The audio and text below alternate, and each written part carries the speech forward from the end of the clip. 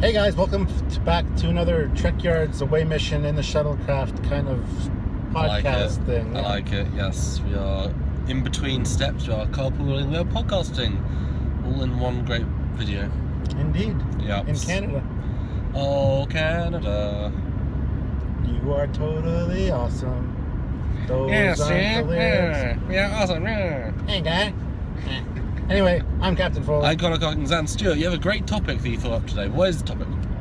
So, at Star Trek Las Vegas, at the creation 50th anniversary big convention, Ira Stephen Bear said he was getting the writers and the production team together from Deep Space Nine to write a theoretical Season 8 to be included with some special features that they're going to be releasing soon or something. I don't know. So, why not us talk about a possible Season 8 for Deep Space Nine, what we think it might entail, what it should entail. Should there be a Deep Space Nine movie? I don't even know. Probably, yes. There you go. Yeah. So, let's remind ourselves, how did DS9 end? Awfully. Yeah, not great. So, Cisco is now a prophet in the Celestial Temple, aka the Wormhole. He's gone. He's alive, but gone. Yep. The Dominion signed a peace treaty, which is fine. Yep. War's over. War's over. Everyone lost. Pretty much. No one really won that one. The founders have now got Odo, so now they're gonna be less douchebaggy, and Odo's gone, but he's not dead, but he's gone. Isn't Kira in a responsibility position? Who gives a shit about Kira? I think she's some sort of leader of one of the councils or something. No, isn't she in charge of Deep Space Nine right now? Oh yes, yeah. Bashir is Bashiring. He's still on the station. O'Brien went back to teach at Starfleet Academy. Yes, yeah, so he took the family with him, and I think Rom's like now either chief of security or chief of engineering or No, secretary. he's Grand Negus. Oh yeah, Rom's Negus. Yep. Huh. Wow, a lot of changes. And then Quark's was still Quark, and Dax and Bashir got together, so they're together. Okay, there we go. And Worf is ambassador. Worf is the ambassador, but he isn't, yes. though, because of Nemesis. Wow. He's still in the Enterprise, but he's also ambassador. Both canon are correct. So yeah, lots going on. Now, first question: is this a single season, or are we making the season with the assumption we might get a season 9 and season 10? Try to sum it up in one season. Okay, single season arc. Because honestly, that last episode of Deep Space Nine was awful to end it on. It could have ended. Battles were good, but it could have ended like 4 different times in the one episode, and I've been happy with. And each time they kept going longer, it's like, oh, I didn't like that. Oh, why? And then it's like, oh. I was not a fan of the Bajorans, so the whole fire cave thing I just snoozed by. Yeah, that was just dumb. I mean, anyway, and the fact that Cisco's now gone and aren't they expecting a baby too? Yes. Yeah. Like, very irresponsible. Yeah, absolutely. Okay, so season 8. Do we have time gap or not? Like a time jump? Is it like 6 months later, a year later? Yeah, I would say probably 6 months or a year later. Okay. Yeah, that's exactly what I was thinking. So is that skipping the whole recuperation from the Dominion War, or is that still a big thing? That'll still be a big thing for a few years, I think. Yeah. You got to think they lost a lot of personnel and a lot of ships, so there's going to be a lot of rebuilding of ships. The fleet yards are going to be busy. Starfleet Academy is going to be probably packed because a lot of people want to sign up for the good fight if need be, and same thing that happened after World War II and stuff. Yep. So now, is there now we saw the Alpha Quadrant basically coexist and fight together against the Dominion. It was the Romulans and Klingons and Federation all the same battle, and then by the end of it, Cardassians as well. That's a hell of a lot of cooperation. Do you think that's going to carry over? Do you think we might be able to start having peace talks with the Romulans even more? Because in Nemesis, we saw them, go to Ron Remus or whatever. I guess the whole Romulan Senate's dead at this point, so new Romulan Senate. But do you think we've now got a peace with Klingons and Romulans and Cardassians, all nice, and is the Alpha Quadrant at peace? No, I think relationships with the Romulans will be much improved. Yeah. But I have a feeling that relationships with the Cardassians would soon fall apart again, much like what happened at the end of World War II. Russia kind of helped out on the Russian front, fighting kind of with the Allies against the Germans. we were on the other side, and we kind of quashed the Germans, Yes. right? But then what happened right after that? Russia was another superpower, and all of a sudden the Cold War began. The tensions between America and Russia. So I think there's going to still be tensions between the Cardassians and the Federation. Well, the whole reason for the Dominion War, for them joining it, was because Goldacott wanted them to be strong again. So they've just been defeated, annihilated, whatever, and then used. Well, it's very possible that the same, that might just be a trait of the Cardassians. There's many races. They might just say, let's take the scimitar technology we've seen in the news, whatever. Let's try and become a force again. Especially say, hey, Klingons, maybe they're going to think, hey, let's capitalise on everyone's weakness and conquer some stuff. I don't like the Cardassians that much. I would rather them take a back seat, just be a part of the galactic scale. I know they're pretty defeated at the end when like the Cardassians really took a blow, even when they were teamed with the Dominion. They bombed the Cardassian homeworld. Yeah. Or at least it was very bad damage. That's the whole point of that. I think the Federation's going to have a whole new problem with the Breen, though. The Breen? Why? Well, the Breen and the Dominion were hand in hand. I mean, I don't know how much of the Breen alliance or the Breen force got wiped out at the end of that war, but I don't know. The Breen just seemed like they could be a thorn in the Federation's side for quite a while, and even become a new major superpower in the Alpha Quadrant. Wow, hell of a statement there by Captain Stuart Foley. I think that's a possibility. Okay, what would the focus be then? In your book, See, the focus I think would be on Sisko coming back. Right. For a reason. Yes. Yeah. That gets into the whole Bajoran religious mumbo jumbo aspect of things, though. Can I propose something?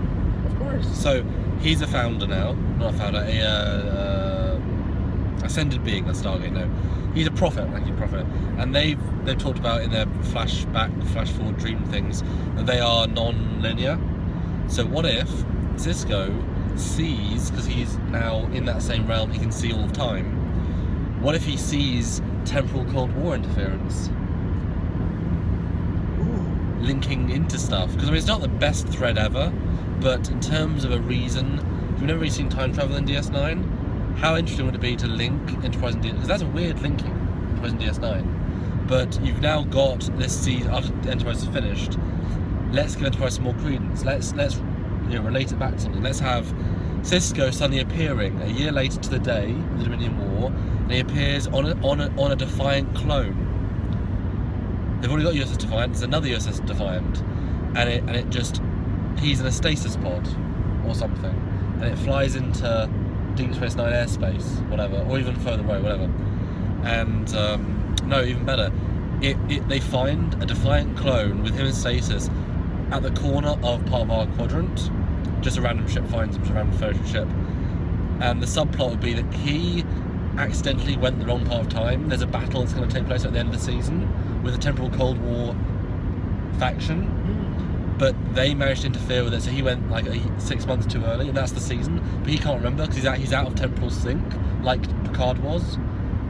So his memories are limited. So every single episode, he remembers flashes more until we reach the focal point at the end of the season. It's a great battle where he's meant to have been, but now he knows how to beat them, or maybe not, whatever.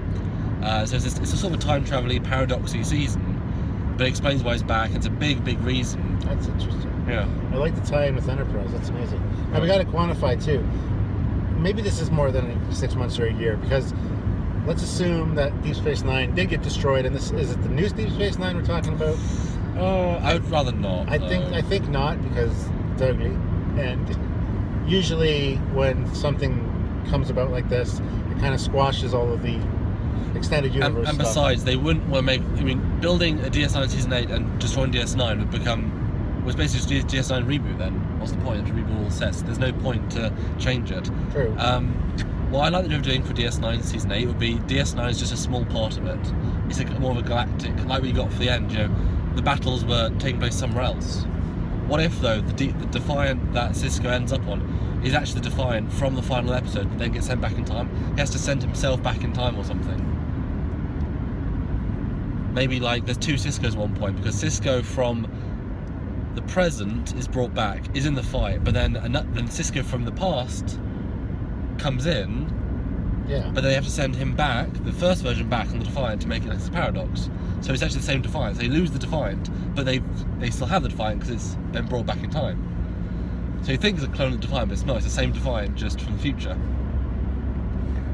Just a little time. So that's a fun little like, that's oh wow, and that's why some tech is different. But they build up to it by everything else. I don't know. Cool. Yeah. Okay. I think it might be interesting too to include the fact that Bashir and Dax maybe are pregnant or expecting a family. That'd be interesting. Yeah. Let's see what.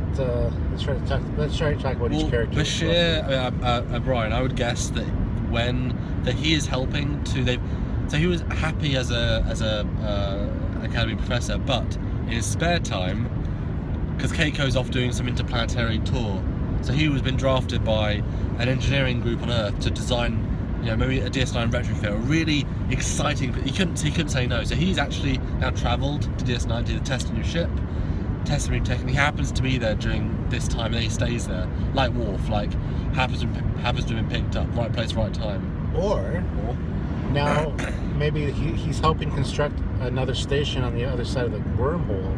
Oh, that's a good quadrant. idea. That's a really good idea. Federation presence there. Yeah, that's cool. That'd be cool. Yeah, that'd be very cool. Yeah, I mean, it's like a it's like a border crossing. All these races. And since the Dominion itself, are they what are they still doing in the Gamma Quadrant? Are they still absolute tyrannical people in the Gamma Quadrant? Maybe we've made a statement to that quadrant. We're saying no, you don't have to live under their rule. Maybe we have to start sending ships, sort of not police, but remind the Dominion, hey guys, although I suppose Odo's probably changed all that, but maybe we have to support them a little bit. I was just gonna say maybe Odo comes back as like the president of the Founders. That's good. Or the president of the Changelings, which help the. I don't know. What if the Changelings become a serious ally in this season? We don't think they are, but they are. And a Vorta has controlled the Jem'Hadar. So now the Dominion is basically broken down because they've been shown to be weak. Because they're not gods anymore, are they, if they've been defeated? So a Vorta takes command of all the Jem'Hadar and splits off. So now all there is the Founder homeworld, but the Dominion are now something else. So you've now got the Dominion as an enemy in that quadrant, but a really weirdly extra aggressive, really warring. But the Founders are now allies because of Odo. That's cool. Because would Odo want to keep a drug-enslaved race? Probably not. But what if one Vorta does? Interesting. And that would be a nice reversal. No. I was about to say, what if the Founders are a temporal Cold War faction in the future? Bit too much though. I want a new race. Yeah. Let's invent a new race. I'd love tying Enterprise in with DS9. That would be great. And not a big thing. No. Daniels. Yeah. Just Daniels. Have first episode. The ship that picks up the Defiant takes back DS9, right? And guess who's the captain of that ship? Daniels. Yeah. And no one knows anything, but we know as the audience. Oh, that is because you can't be a fake Starfleet captain, without some serious stuff, without some serious prep. Or he's second in command. It's probably more realistic or something. Or even he comes on a Section 31 ship or something. But Daniels is our little tie-in. I'm a fake starship captain. Yes, you are. But I love that having Daniels. That is the because it's basically a semi-reboot to DS9 in a sense, it's a new storyline. So Daniels is the linking in from the last show, Enterprise. That's great. I absolutely love that. And he's in Star Trek Online, so we know he's a big influence in that race. Kira becomes a Vedek or something and disappears off the station. Will be fine with me. Well, you're head of the Bajoran Council, or the military advisor. She's on Bajor. But what if the artifacts, what are they called? The orbs? The orbs. What if they all stop working? Because the temporal Cold War faction is interfering with the, that's why. So, in the future, the temporal Cold War, they're trying to disable. So in Stargate, there's a device that lets them annihilate all beings on a certain plane of existence, like a certain frequency. So what if a certain race from the temporal Cold War, they have worked out how to just sort of subdue that frequency, so they can't interfere with reality, because they're quite powerful, those creatures. But the last bit of strength, they send Cisco out. That's why it's also the wrong timeline, wrong time. So all the orbs stop working, and so Bajoran's like, what the hell's happening? And it's because of a temporal Cold War infraction, whatever. And then so that's like a first episode's like, all the orbs stop working because we're all Bajorans, they have to be there, and then Cisco reappears, but doesn't know what's happening. So you've got these two things happening within the same week. Major. It changes the whole ball game, doesn't it? The wormhole still works, but it's now instantaneous. There's no like going through a tunnel, because it's just dead space. It's now just a tunnel, literally. And now I know the answer is probably this would never happen, but okay. Let's assume that Gul Dukat comes back as like this powerful Paul Wraith kind of thing. Okay. Because we need Dukat. Dukat in Deep Space Nine was phenomenal. Yeah. Great bad guy. Yeah. I know, but according to the end of Deep Space Nine, there's no way he'd be coming back, kind of thing. Hologram. Oh. Hologram with the stolen EMH mobile emitter prototype for the Cardassians, and therefore only works in certain lengths of time. But he's a hologram. That's interesting. How cool would that be though? So when the villains come back as holograms, because why not? Yeah. And that'd be a great reveal, wouldn't it? It's like, how is Gul Dukat back? Is he a clone? Is he him? No, he's a hologram. Yeah, but who programmed the hologram? Well, that's the question. And it's that dude from the future, from the temporal Cold War. Yeah, that could be one of his agents. He could have sent back a mobile emitter. That's the right answer. He could have sent back a prototype, a 26th century mobile emitter. And he's their agent. Ooh, this is getting interesting. It is. Okay, so that's most of the main characters. What about Worf? Is he going to be our Klingon, maybe captain? Could he be commanding a new Klingon battleship that stays around DS9 or does other things? Yeah, I like that. Because he is kind of the ambassador. Yeah. An ambassador that'll go Targ hunting with Martok. Oh, Martok. JG has to come back though. Yeah, absolutely. He has to be a regular. I want to see him as a regular character. Okay, so Worf's commanding a ship. Really nice Rick Sternberg design. You think Nog should be serving on his ship? Yes. I went to a convention and Aaron Eisenberg said only like 3 scenes with Worf ever, and they're all amazing. We should have more because there's scale difference in because he thought they should have a whole like arc together, because they're both the first of their race to be in Starfleet. They have so much in common theoretically, the struggle and everything. There's really many scenes. It's funny how much Worf detested Quark, little troll. Be respectful all the time. Yeah. Nog could be the Riker liaison, like he was in TNG. He's there as like a trainee for a month or 2 months or even. Wouldn't it be interesting if there was a faction of the Ferengi alliance that broke off and is now becoming a little bit hostile because of all the reforms that absolutely Rom would have because his mother influenced Zek, who started making these reforms for the Ferengi Civil War. Exactly. But we finally see them. We see the normal Ferengi, like we want to see them, the Quark, the Rom. But then we see Ferengi, like the first season of TNG, done right, scary, aggressive. Yeah, the more military Ferengi that we don't really see. Yeah. Really, really like a bad guys. And they can be like pirates / freedom fighters. They want the nudeness back. They want naked women again. Right? Tradition, man. Yeah. So, the next question that kind of started with, should it be like a season or 2 or 3 now, or a movie? Like, would you be happy just with the crew coming back for a Deep Space Nine movie? Yes. But that's something that has to be done right, or people are going to complain. No matter what, people are going to complain probably. But to do a Deep Space Nine movie would be tricky. Yes. It'd be neat to do one that can incorporate the Voyager crew as well. Absolutely. They didn't get a movie either. That's interesting. So. Well, since a lot of the actors and the characters are split off in different directions, you do your half and half. Maybe Janeway is sending, sends Bashir to DS9, where they've got, Tuvok is stationed to learn about the wormhole, or maybe Kim is digging it. We know that Bashir was sort of part of Section 31 because of Sloane's involvement. Yeah. Could it be that Tuvok, who eventually becomes head of Section in Renegades, could be him and Bashir could be working together? That'd be fun. For some kind of little mission, perhaps. But I don't know. There's so many possibilities. Are we swapping to movie, because the movie would be different format? Oh, absolutely. Yeah. So are we finished with the series talk? No, I don't think so, because I think the Bashir and Tuvok thing would be perfect for the series. Oh, okay. Kind of an underlying... something involving the Breen, perhaps? Okay, well, let's assume that Bashir's a great character, and he's very intelligent, so is Tuvok. They were contacted by Daniels. They're the only people in the entire franchise series that know. And so they are the Section 31 is working on this problem. That's the underlying thing. They're like, and also Temple Investigations. They're the guys. Now, wouldn't it be cool then to have an Archer cameo? Yeah. We build a corridor from LX-01. We see Scott Bakula walk into a corridor, and then walk out of the DS9 corridor for a meeting with our guys slashed all the way around, because it's the only way they can have a meeting without being seen. Either go back in time to LX-01 or future, because Archer actually has dealt with this faction before. Either it could be the Sphere Builders, which would be cool. I just saw something really cool. What? You know how Daniels and Sloan in Section 31 infected Odo when he was at Starfleet Medical with the disease?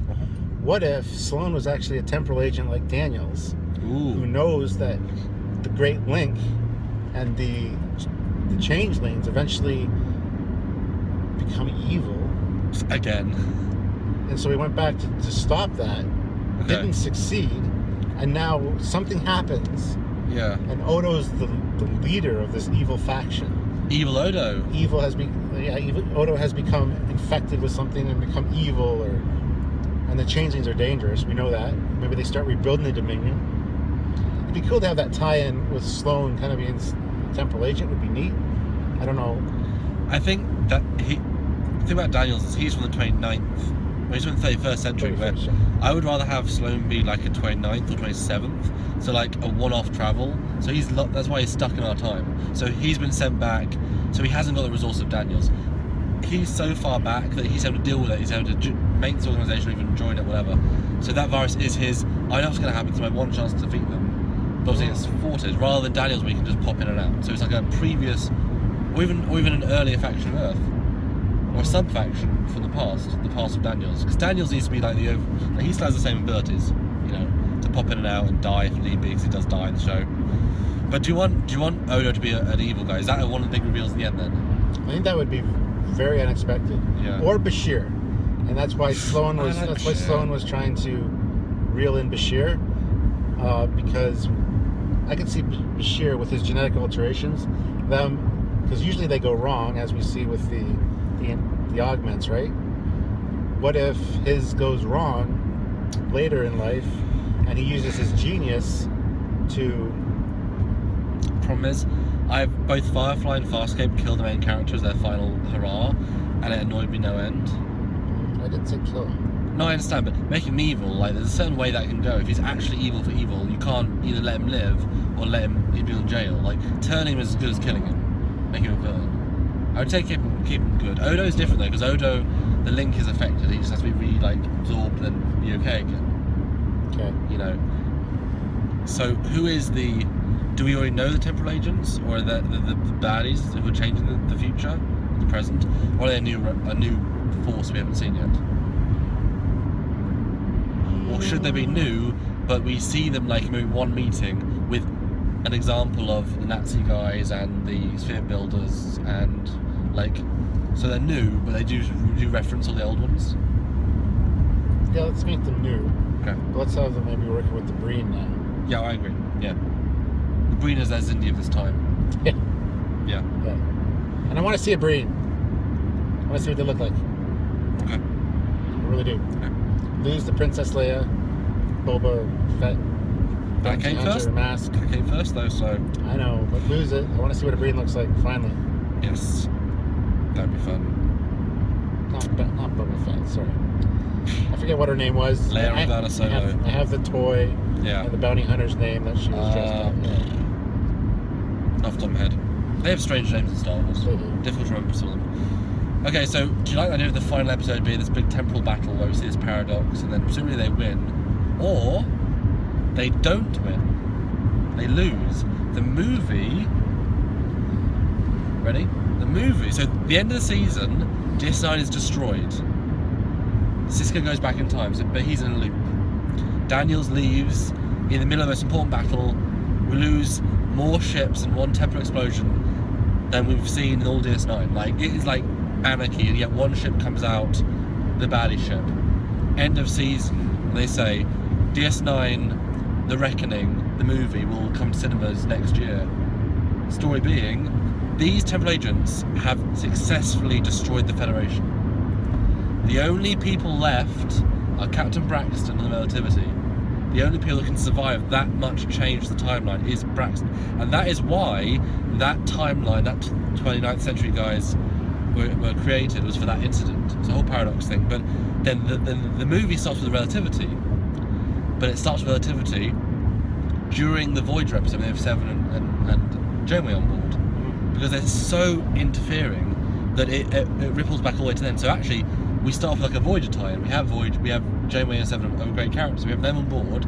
We see the same exact scene, but in widescreen cinema, and Captain, the timeline has been dispersed. The Voyager's been destroyed. You know, just really like massive consequences. And now this one ship has to decide how to fix it. And they have to go back to a point when they can weasel away into a parallel timeline to then do something else. Like they have to maneuver themselves through time to then go back to the very start of that series of DS9, season 8, and then change a few things, and then go back to the battle, and then like the movie starts with the Voyager time, but then finishes with the whole DS9 crew, and everyone's back together, and yeah, what do you think? It's insane. Mm-hmm. I think that would be beautiful. I think we're geniuses. Linking canon, yeah. This needs to happen, guys.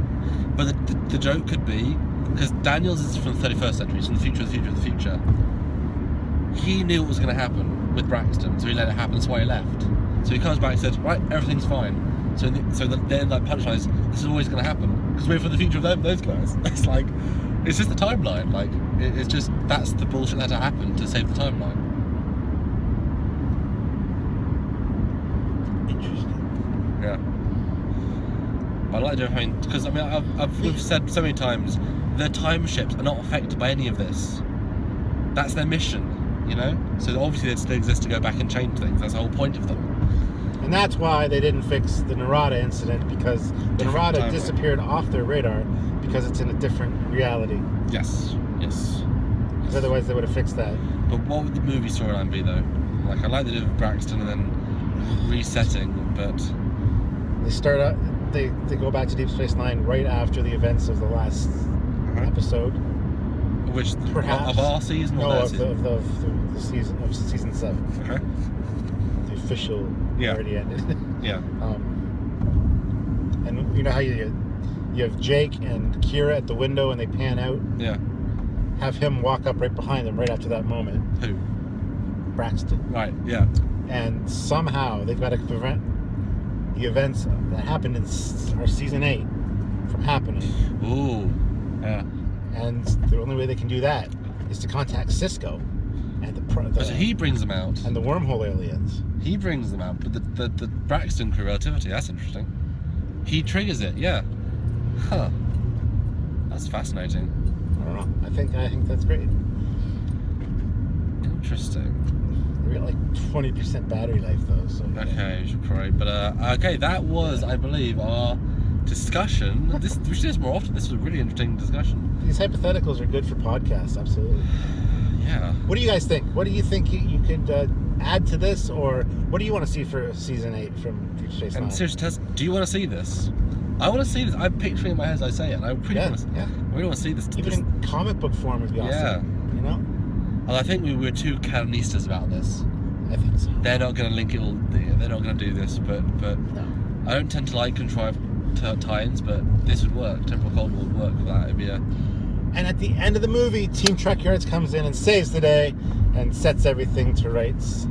We even go back to JJ-verse and just destroy the Narada. I was just going to say, we say to Braxton, hey dude, there's a problem over in this time stream, here's the coordinates, go fix that. Oh, you already did? Oh, nice. Alright, that's the story, everybody. So yeah. Could you also bring Spock back, please? We like Spock. We went back. Yeah. Oh.